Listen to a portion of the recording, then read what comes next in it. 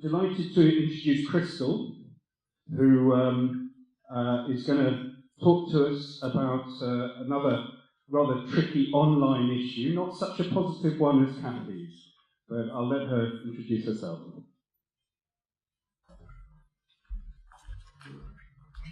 Thank you. So my name's Krystal Woodbridge and I'm what we call a psychosexual and relationship therapist. And I'm based in St Albans in Hertfordshire, and I have a team of other sex and relationship therapists working with me as well.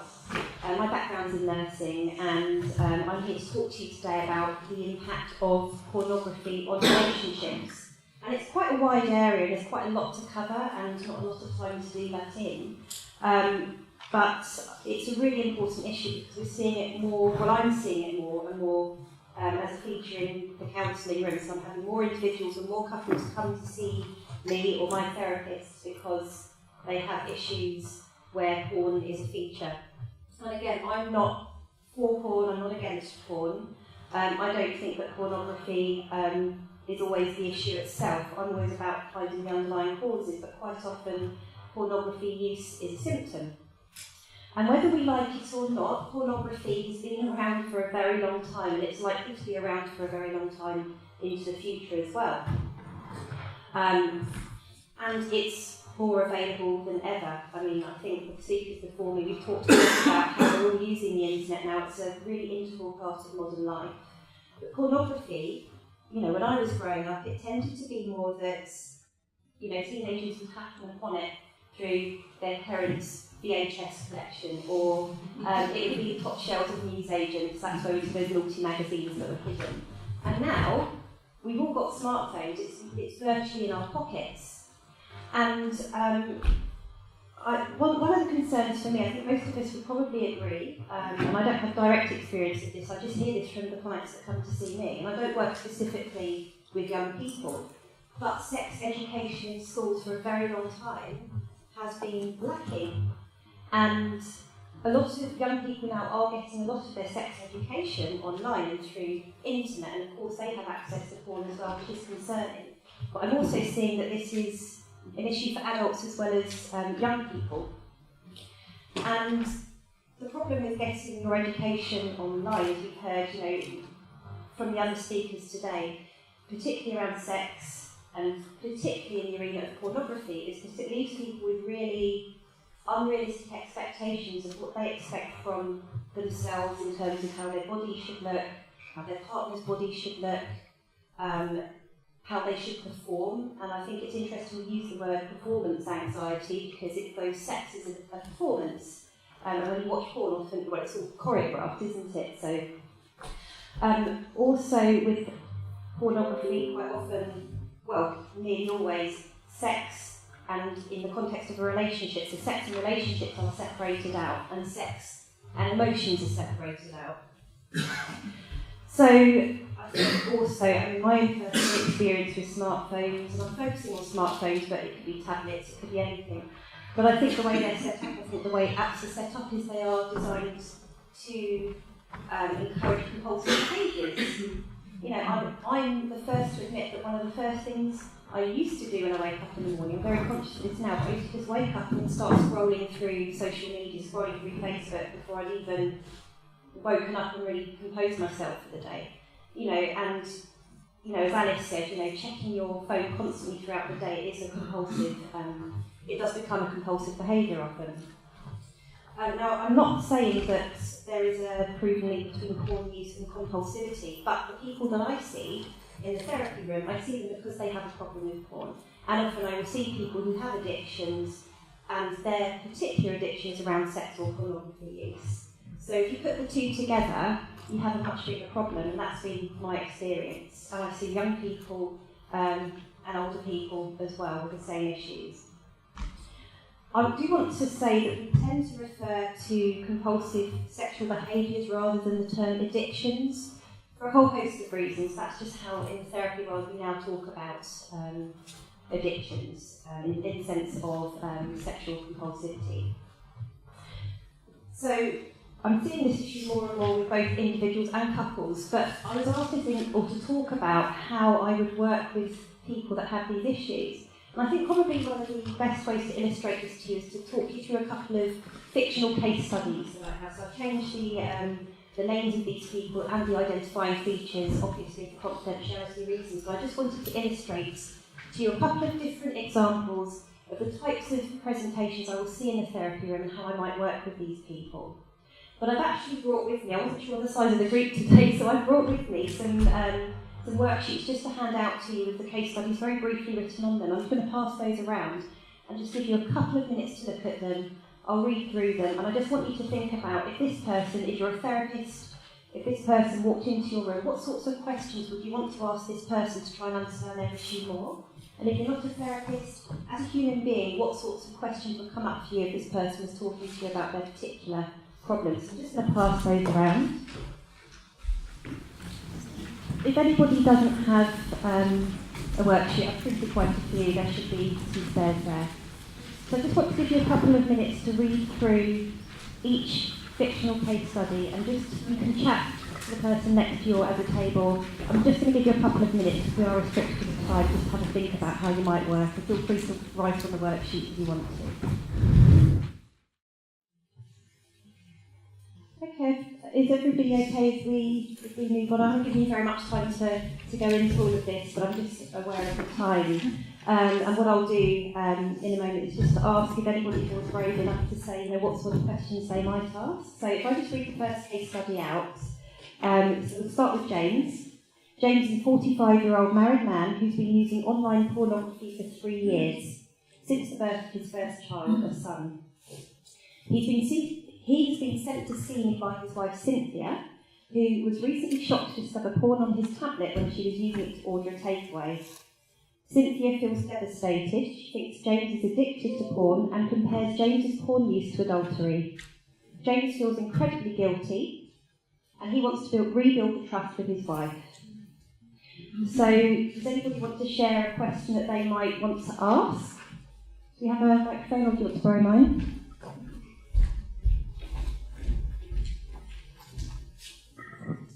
Hi, thank you. The immediate thing that jumped out I wanted to know more about was the impact of pregnancy and him becoming a father, and what changes that might have triggered in the marriage, in their intimacy and sex life. Absolutely. Completely relevant, yeah. Brilliant. Anyone else?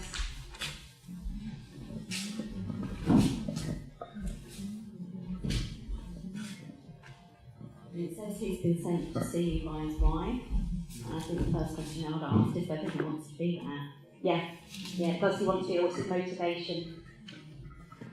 Okay, and there's just one at the back, I'll take one more.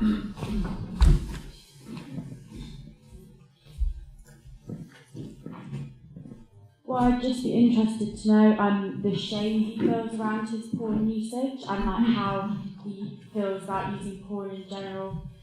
So just I'd like to ask him. Yeah, these are really great questions, and they're all questions that I would have asked James. We'll just take one more from this gentleman over here. Probably would have also looked into the fact of their relationship between the wife and the husband. Obviously, one isn't, maybe showing as much love to the other. Is this because of the child's coming along, or was it something beforehand? It just feels like everything's aimed at the blame there. Yeah, absolutely. So your question would be around the quality of the relationship. The marriage and a loving relationship and stuff like that. Is this the first time? Is it like did it happen with the other children? Is his first child? Just aimed that way. Yeah, absolutely. So it's focusing on what's going on for James, really, in terms of what's happening in the relationship as well. So they're great questions. So some of the questions I asked James, this isn't exhaustive, and this was over the course of a few sessions. What I wanted to know first of all, what exactly was it that he was doing? Because in sex therapy, you get quite specific, because somebody comes to you with a problem behaviour. It's really important to understand what they mean by that, what's problematic. So what was he doing? What was he watching? What type of porn was he watching? And those questions are important for a number of different reasons, which I'll explain later as well. And how often was he doing it? Because his wife's referred to an addiction. So how often was he using the porn was a really key indicator for me on how to process therapy. Has he tried to stop? Because what happens if he tries to stop, and is he doing it in secret? I wanted to ask him how he's adjusted to parenthood, how was his relationship with his wife before their child came along, and how has it been affected since the birth of the son, and motivation as well. His wife has sent him for therapy, and you get this a lot in couples therapy, in individual therapy, we get people who are sent by their spouse because there's something wrong with them and they want people to fix them, they want to go and fix themselves. Why has Cynthia not come to therapy with James? And is this because Cynthia feels that she's not has no part in their problems? And does James feel like he's committed adultery? So I wanted to know a bit more about all of those things. So it turns out with James, his response to those questions were, he says he only watches porn at home on his tablet about twice a week once Cynthia's gone to bed. He watches what he said was heterosexual porn, nothing illegal, nothing unusual. In terms of his behaviour, he'd masturbate while watching porn.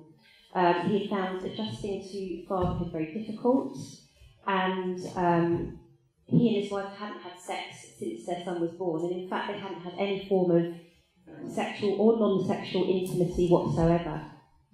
And he seemed to think that this was related to the fact that Cynthia had very low sexual desire since their son was born. But more than sex, he really missed the intimacy. He really missed the hand-holding and the cuddling, and he's just said that was completely non-existent. He also felt his son had replaced him, essentially, because all of Cynthia's attention was on the son, which is understandable. But when he tried to talk to Cynthia about how he was feeling, which he had tried to over the years, he was dismissed. His feelings weren't validated by her, and he felt that he was being made to feel like a sex pest just for wanting to hold hands or to have any kind of physical contact with her. He felt that Cynthia was unwilling to consider that she had any responsibility for any part of their problems, and that's really interesting in couples therapy, is who's taking responsibility for what, because even if you believe the other person's at fault, you also have a personal responsibility for how this is acting out in your relationship and how the dynamic is between the two of you. He felt that Cynthia's response to him using pornography was punitive, and he felt a great deal of shame. So to come on to your question at the back there, absolutely, shame is one of the biggest problems that people have to wrestle with in this situation.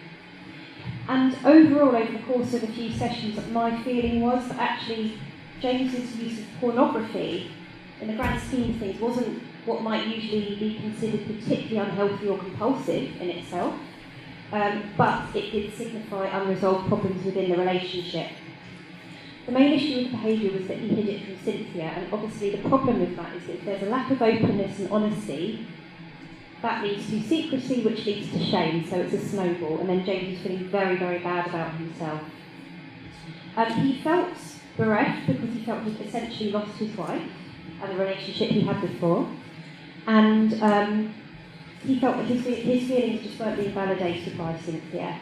But equally, I considered that it's possible that Cynthia, she's in this too, that she might have had feelings about James, that he didn't understand her and how she was feeling since the birth of their son, and what she'd been through.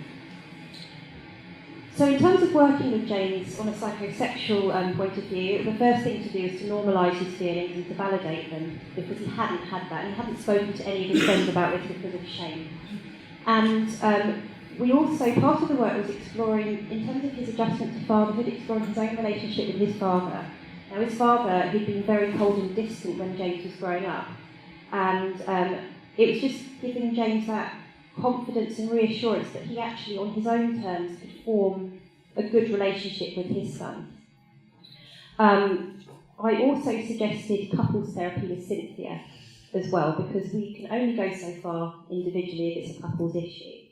And so we worked on communication skills and something called sensate focus, which we use quite a lot in sex therapy, which is an intimate touch-based therapy which is graduated over a number of weeks to try and help people reconnect in an intimate way. And it's done very gradually. We also worked on ways that they could set goals so that they could learn how to support each other more, just in general. So we started working more as a team rather than as individuals trying to cope with this overwhelming task of parenthood. Also, using new communication skills and techniques to discuss their views of pornography and what it meant, and what constitutes cheating in a relationship, where each of their boundaries were around that. That was really important. And eventually we were able to increase the non-sexual intimacy because we put very clear boundaries in place, but hand-holding doesn't equal full-blown intercourse, which was something that Cynthia was very concerned about. So coming on to the second case study, I'll just read that one out for you, with Nikki. So Nikki, a 20-year-old university student, comes to see me because lately she's become addicted, and I've put that in parentheses, addicted to porn, and it has started to lead on to other types of online interaction. She worries that her addiction will jeopardise her veterinary degree and wants to know how to stop using porn. She's also interested in starting a relationship with a fellow student who'd shown her interest, but wasn't sure how to respond. So, does anybody want to share one or two questions that they might want to ask Nikki to understand her more? How often was she watching or using pornography? Yeah, okay, so that would be a really important question to ask. Yeah. So it's understanding the nature of the problem as well. Is there a question there? I could just ask, just what made her start? What made her start? Yeah. Okay, good question. Yeah, it's that kind of thing of like, what made you start, how's the course going? Yeah. Is there something lacking? Yeah. It might not just be a sexual thing as in, I need a relationship with someone. It could be just something material or something out of the ordinary. Yeah. So just using it as a release. Right. Why? Okay, so lots of questions about what function the porn use was serving for her. Yeah, I would be interested in what kinds of online interaction and how safe is she, digitally safe, personal information. Yeah, what kinds of online interaction and how safe was she? Absolutely. Okay, well they're really great questions. Oh, was there one more? Go ahead. Well, it just sounds like she may be spending too much time online and maybe explore how much real life interaction she's having, because it says that she's sort of not sure how to respond to a potential interest, so it sounds like maybe she's spending too much time online. Yeah, excellent. Oh, there's one more lady just at the front there in the green. Just what's her early life been like? So she's 20, she's young, but what's her early experiences of intimacy, relationships, confidence? Yeah, excellent. Perfect, thank you. So the questions that I had for Nikki, again, this isn't exhaustive, but I wanted to ask her why she felt she was addicted to pornography.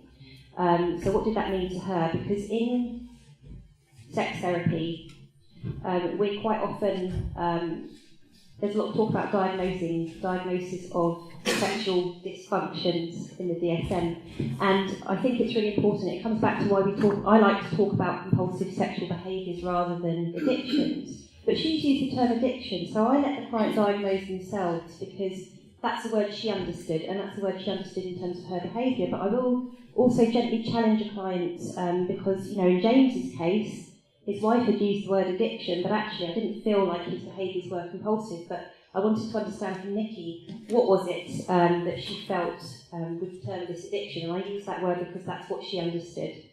So again, I asked her, had she tried to stop? Was she doing it in secret? What exactly she was doing, and how often? And again, that comes back to those, I guess, the safety issues as well. What exactly does constitute this behaviour? Where in your life is this causing you problems? How does she think it's jeopardising her degree? Because that set a little flag up there for me as well. And what support does she have around her in general in terms of friends and family? How are you finding your degree? Because it's veterinary degree, and it sounds like, I'd imagine that's hugely pressurised. And what have your past relationships been like? Because again, lady mentioned before, what is it in terms of her past life that's made it difficult for her to have relationships with people?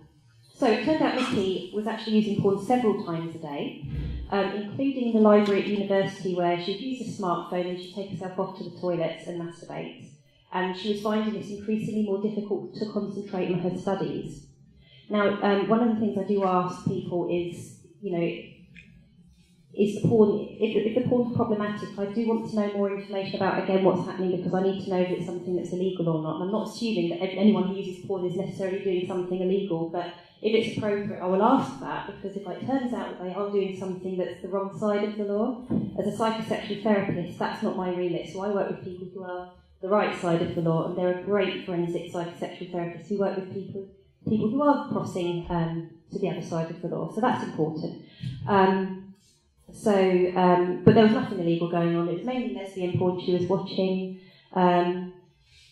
The problem was that she had been using the university's computers in her studies and then downloading lots of pornography. I don't know how that got through the firewall, but it was lots of pornography onto the university systems. And she was concerned that because this had started to be flagged up, that she would get chucked out of university. It was a clear breach of their online usage. She'd never had a relationship with anybody, male or female, but what she liked about the pornography is she could be whoever she wanted to be. So there's a term that we refer to called online disinhibition, which I think has been touched on already, but she didn't know how to form relationships with other people in real life, so she'd go online and she could do that quite easily through this mask. Now, what was really sad about this as we started to get more into the therapy is that she revealed that there had been a past history of sexual abuse by an uncle, family friend who'd now died, and she'd never disclosed this to any family member or anybody before. She'd also described herself very much as an introvert.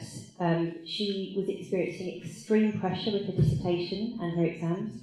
All of her family were very high achievers. There was a lot of perceived pressure from her family as well. They had very high expectations of her. There had been no discussion around feelings when she was growing up. So any negative emotion, including the abuse, she just kept very secret and she just pushed them down. She discovered pornography when she was 15 years old and started using it more and more, particularly when she was stressed.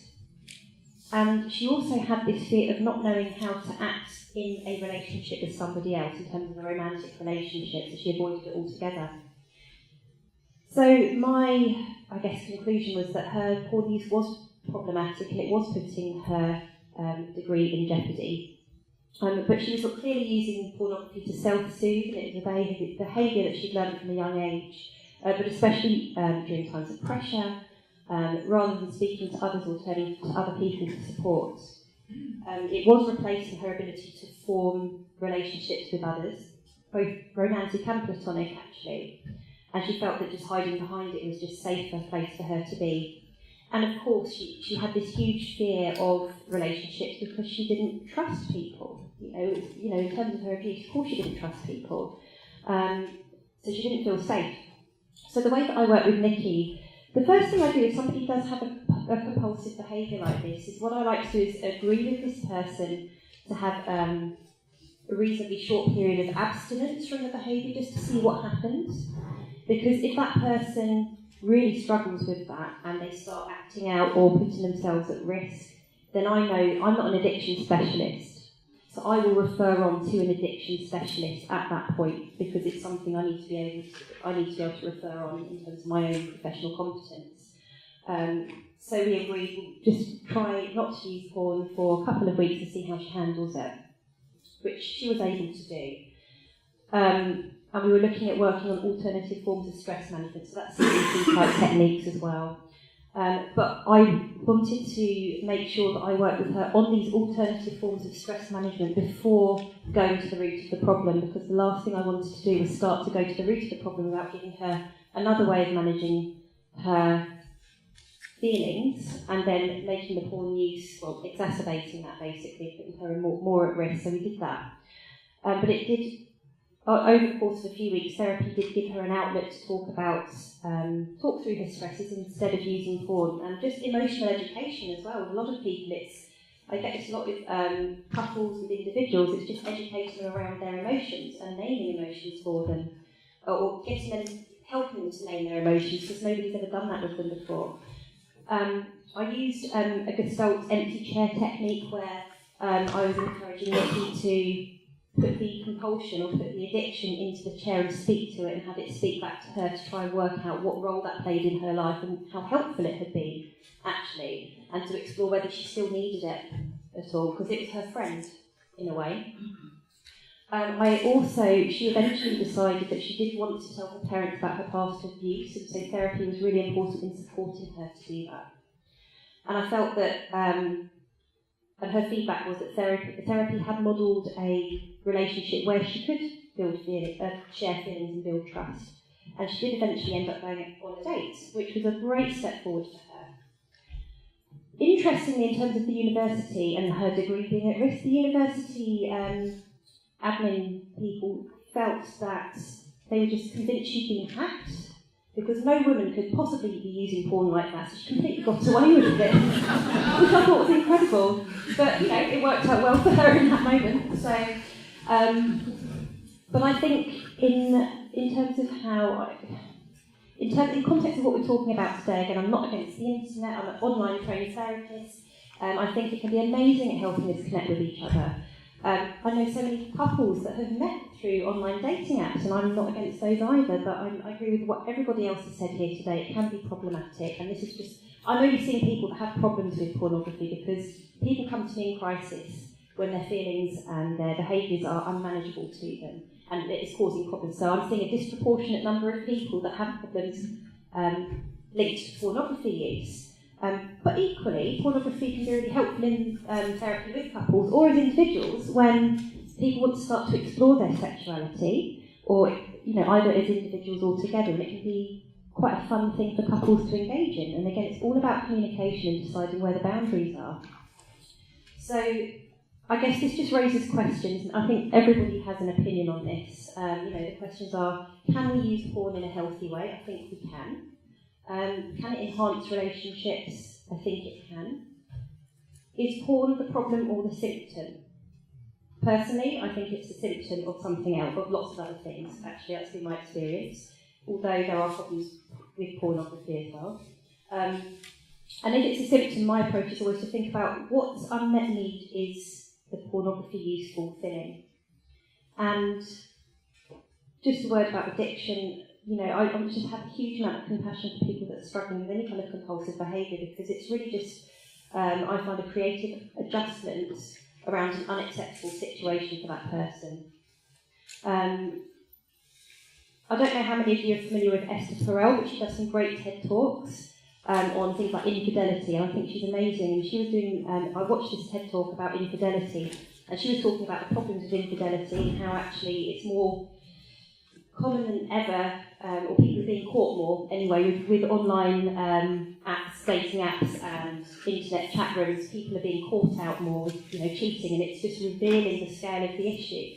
And but she was also saying that while that causes problems, infidelity causes huge problems, it also can be an opportunity for the couple to heal parts of their relationship that maybe needed attention that wouldn't have been brought to the surface had the other person not had an affair. But so somebody said to her, pornography, are you for or against? And she said yes. And so when somebody says to me, sorry, that was infidelity, so to me, when somebody says pornography for or against, I'd say yes. Yeah. So that's me. Does anybody have any questions at all?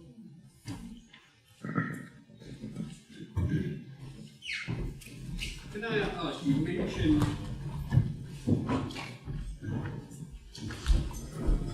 mentioned at some point that the wife had sent James to see you because there was something wrong with him.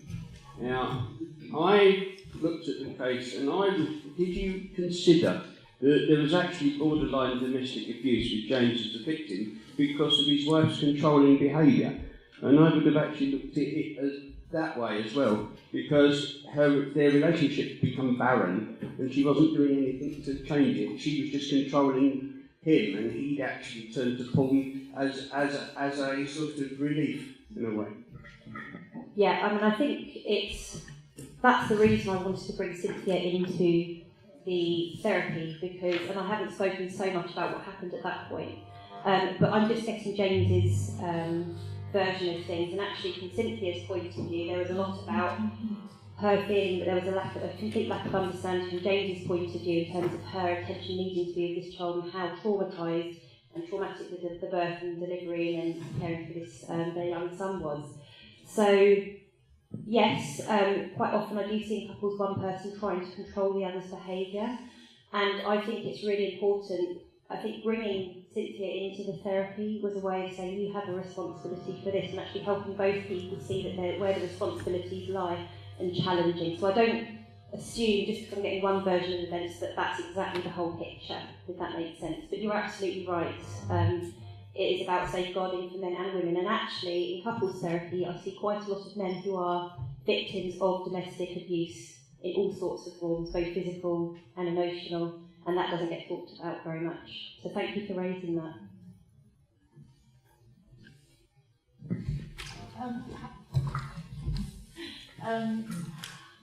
What should we teach what should the young people be taught in school about pornography? How should they become aware responsibly? That's such a good question. I think we need to be taught about relationships, actually, and not just to focus on. I think when I was growing up, when I was taught sex education at school, it was how not to get pregnant or catch an STI and how to put a condom on a test tube. And they didn't touch on pornography actually. Maybe we need to be talking about pornography in schools. And talking about sex in the context of relationships. I mean, consent's obviously a huge issue. And I think there's been a lot of work on that more recently, which is great. But I think talking about expectations around sex and what does it mean, I think that's really important. And also just self-exploration as well for young people. You know, sex isn't always with another person, and what constitutes sex as well, if that makes sense.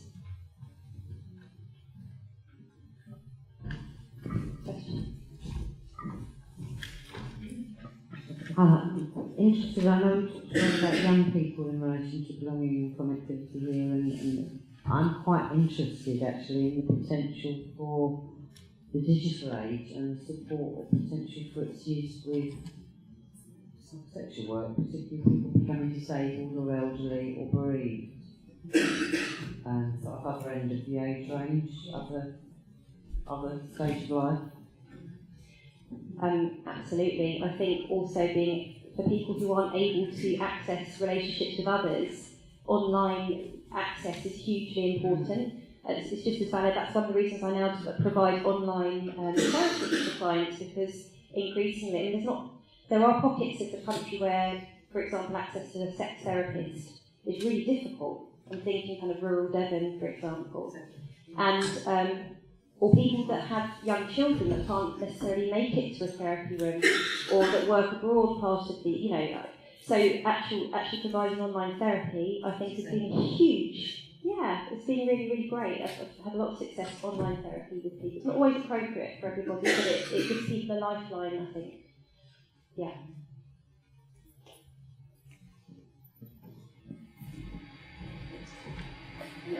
Hi. It's actually quite worrying because what I've realised is the sex education at my daughter's school is no different to the sex education I had. Very little has been spoken about. So I wonder what is the balance between how we educate our kids at home and what is the responsibility for the place where they spend so much time, i.e. the schools, and how can that be approached? That's such a great question. Whose responsibility is it to educate young people about sex? And I think it's both. I think it's both the home environment and the school. And I think it's just dependent on the context and culture and religion of the particular family or environment. I think that's huge. But I think if, as adults, we can be more comfortable talking about sex and relationships, and not just, there's a lot of talk in the media about sex, and everybody's having lots of great sex all the time, but nobody talks about problems with sex. And I think if we were just more open about sexual problems and just sex in general, then I think we set an example for young children, because I know so many adults that just are very uncomfortable talking to their young children about sex and relationships. So I think it's just generally, I don't know how we do that. This is a very idealistic view, but one of the things I'm with the College of Sexual and Relationship Therapists, and one of our huge missions is to reach the public and get people talking about sex more and making it less taboo, so that people know where they, people know that it's normal to have a sexual problem. Nearly all of us will have a problem with sex and relationships at some point in our lives, and it's fine to talk about that and where we can seek help if there is an issue there. And I think if we can then, if we're having the conversation, we need to set the example, then we can encourage young people to start the conversation as well. Does that make sense? I haven't articulated that very well, but hopefully that does make a bit of sense.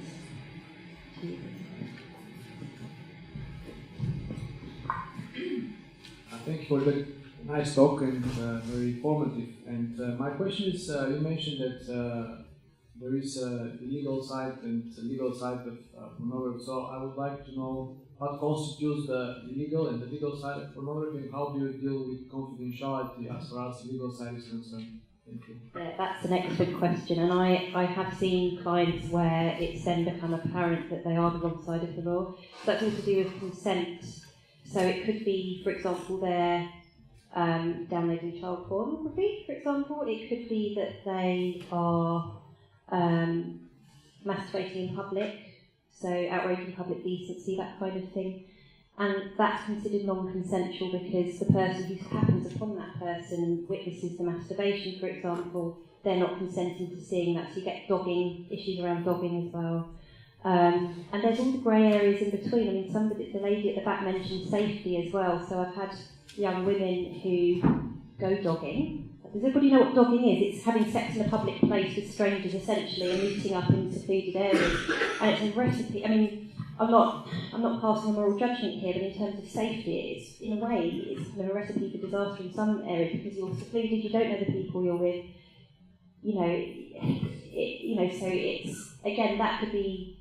Well, that is against the law for a start, and it's consent, person safety, and if somebody is on the wrong side of the law, then I would refer on, say, for example, the Portman Clinic in London or the Tavistock. It's linked to the Tavistock. They're great people. There's an organisation called StopSo. StopSo are really great at working with people who are either sexual offenders or at risk of sexual offending. So quite often I'll get advice from my professional colleagues at StopSo as well. They're a charitable organisation, absolutely excellent. So there's a lot of resources out there for therapists. So you needn't be too anxious if that does present to you. Just speak to. There's a lot of information out there to refer people on to. Makes sense.